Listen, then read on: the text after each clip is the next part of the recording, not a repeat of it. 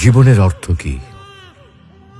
আপনার জন্ম হয়েছিল বস্ত্রহীনতার মধ্যে দিয়ে এবং আপনার মৃত্যু হবে বস্ত্রহীনতার মধ্যে দিয়ে।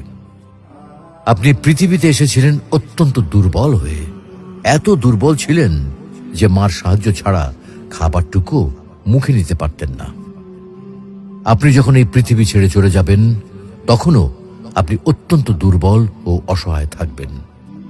তখন আপনার কাফনের কাপড়টুকু আপনি নিজে পরতে পারবেন না, আরেকজন আপনাকে তা পরিয়ে দেবে।